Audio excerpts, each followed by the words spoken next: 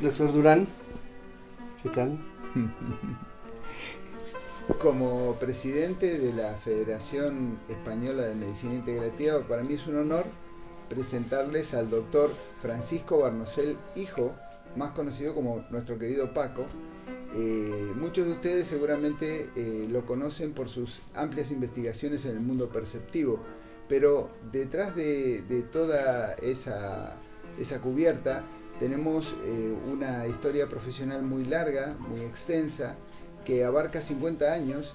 El doctor Barnosel es especialista en neurología y rehabilitación, y detrás de eso hay una historia muy, muy bonita que me gustaría que Paco nos la cuente desde el hall de aquí de su casa y comparta para todos nosotros esa historia tan bonita de la cual estoy hablando. Querido Paco, cuéntanos, ¿cómo empezó tu historia en este mundo de la medicina oficial, de la medicina ortodoxa?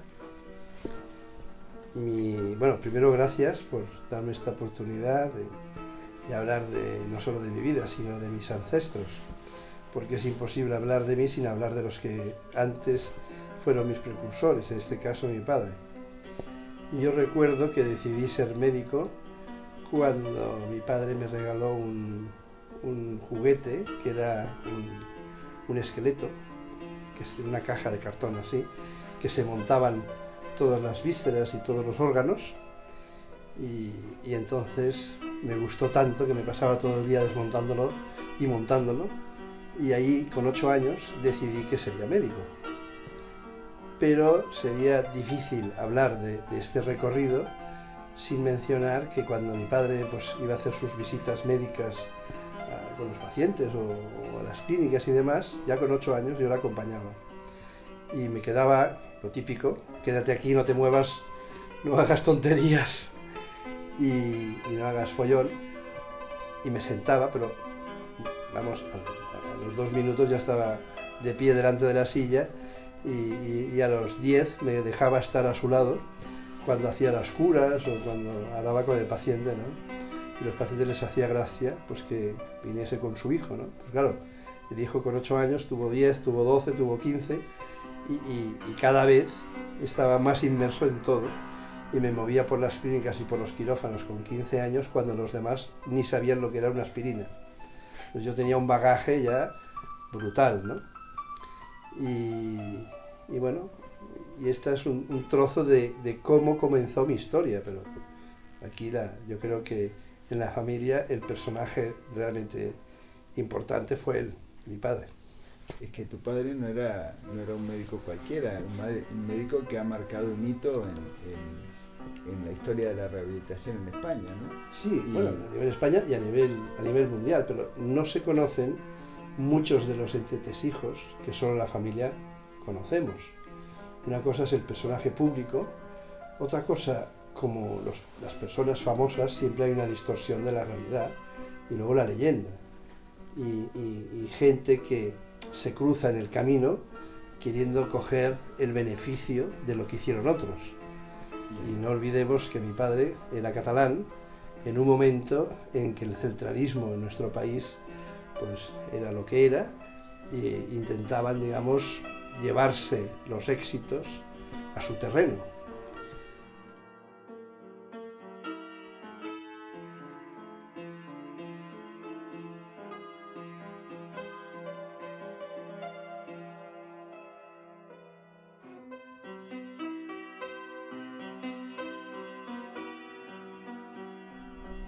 Y Paco, ahora tu padre comienza con todos esos grandes adelantos y se consolida, ¿no? Se consolida, pero a través de una película que llegó a hacer. Claro, pero en su pequeño círculo. ¿Cómo da ese gran salto cuando va a ese congreso que tú me contaste? Eso me gustaría que me lo detalles. Se busca la vida y filma una película en 16 milímetros, que era una máquina enorme, pero que podías proyectarlo en una pantalla bastante grande con cierta calidad. Película que todavía tengo, que he recuperado y la he podido pasar a CD, porque hace poco en TV3 me llamaron porque hacían un reportaje sobre la polio e incluyeron trozos de esta película.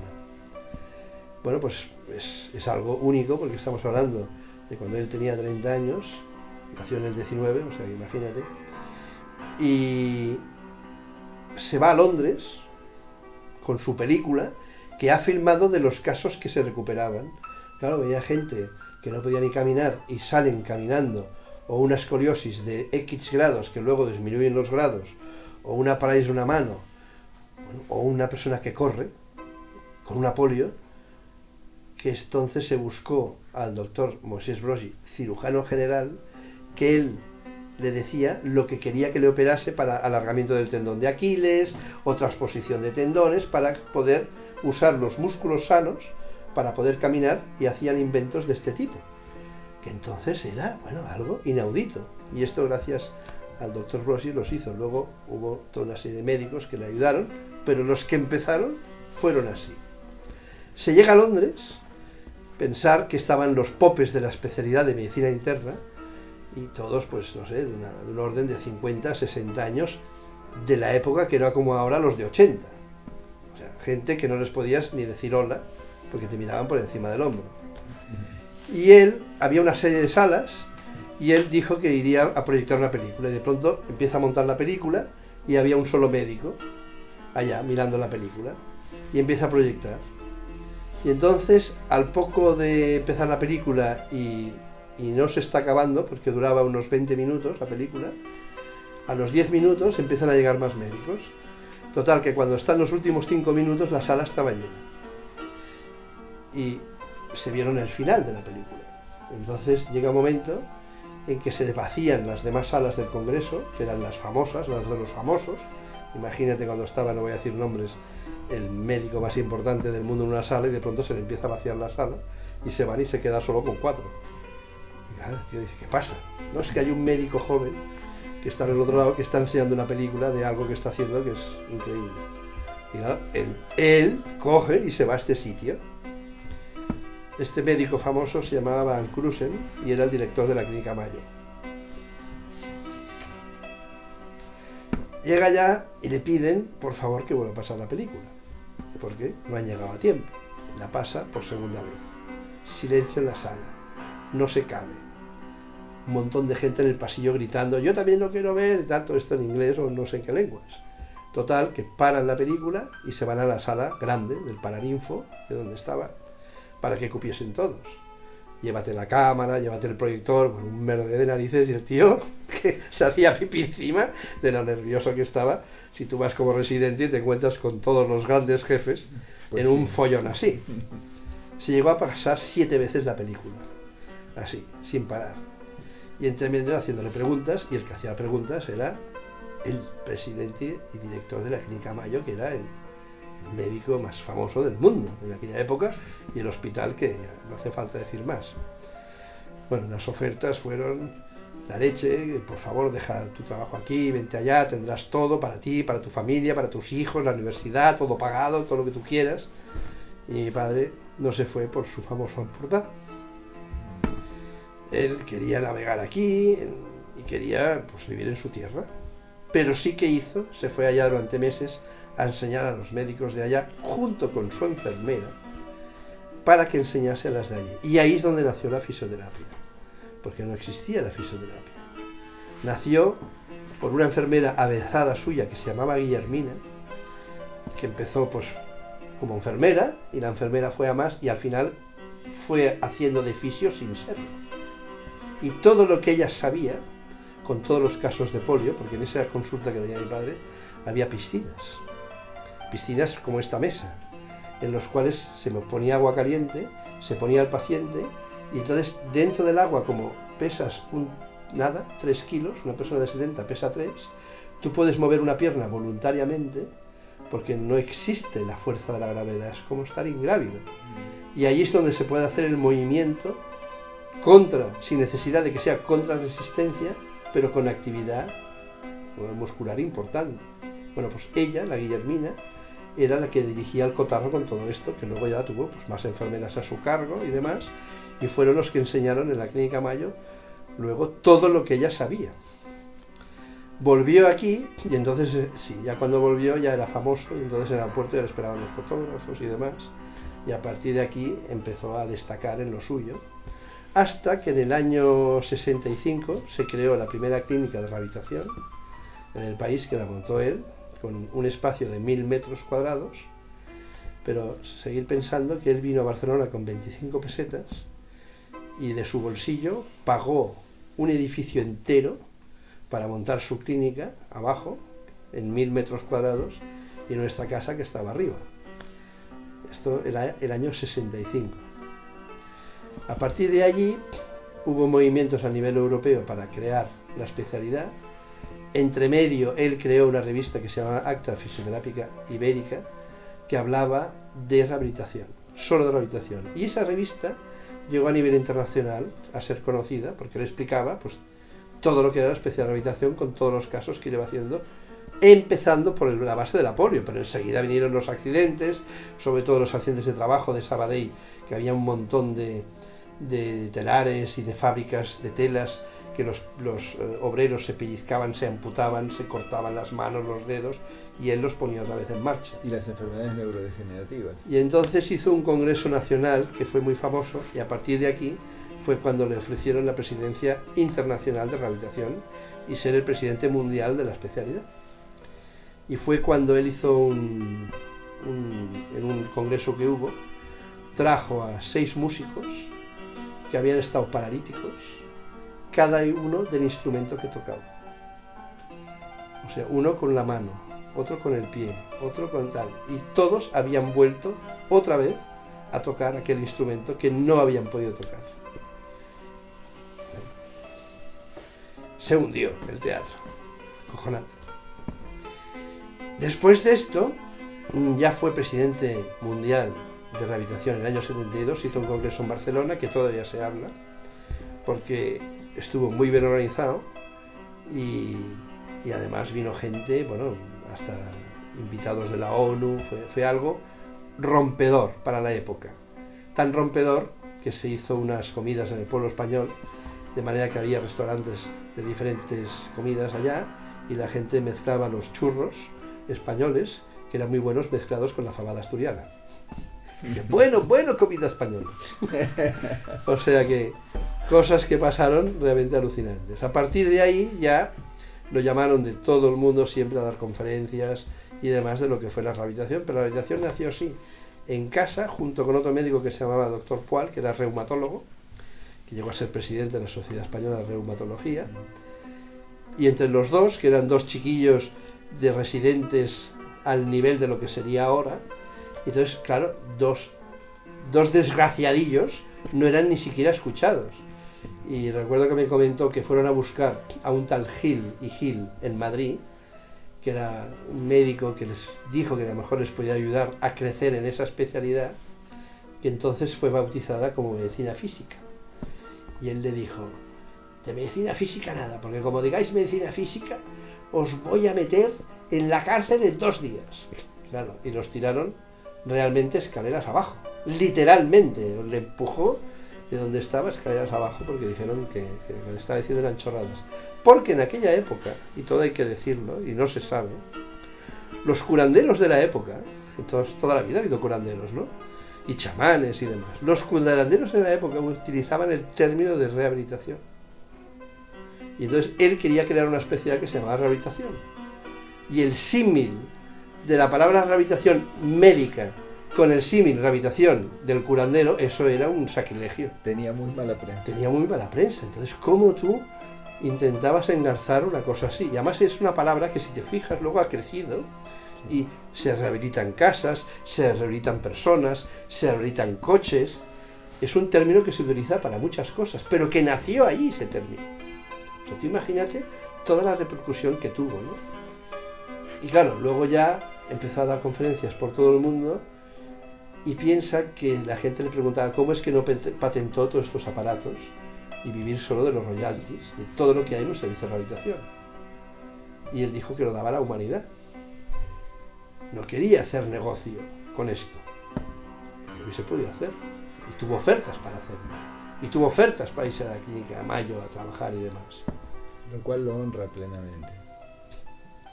Fue así. Y en su vida privada hubo algún momento en el que siempre tuvo presente todo esto y yo siempre pensaba, ostras, una persona que llegó a hacerse a sí mismo, creó una especialidad, fue reconocido mundialmente y llegó un momento pues que vivía en la holgura y se iba a visitar. Pues yo creo que en el momento en que tú tocas un paciente, al menos dentro de la Comunidad Europea, que hay unas leyes que hay que conocer, lo que pasa es que hay desconocimiento de lo que es la ley, pero dentro de lo que es la Comunidad Europea, no todo el mundo tiene acceso a poder tocar al paciente si detrás no hay una serie de requisitos. Desde una responsabilidad civil, un seguro, unos títulos académicos o no, hasta cierto punto o no, pero hay un decálogo que hay que cumplir, y si no lo cumples estás fuera de lugar. Ya, y todo, por supuesto, tiene que tener... no podemos estar cerrados a nuevas posibilidades, porque de hecho la historia nos lo demuestra. Recuerda, hablemos de los años 60. ¿Quién hacía meditación? ¿Algún hippie por ahí? ¿No? Sí, claro, los gurús. Era catalogado como rarito. Era un gurú de la época. Sin embargo, hoy en día tenemos notablemente contrastado la importancia y la utilidad de la meditación. Entonces, no podemos negarnos a futuras líneas de investigación. Por eso estamos aquí, para tratar de desarrollar y potenciar las neurociencias. Sí, pero los que estamos en ello y estamos dedicándonos a investigar y a extrapolar estas situaciones, es muy fácil coger trabajos que ya se han publicado y que dan unos resultados, o nosotros incorporar otros nuevos que estamos en ello.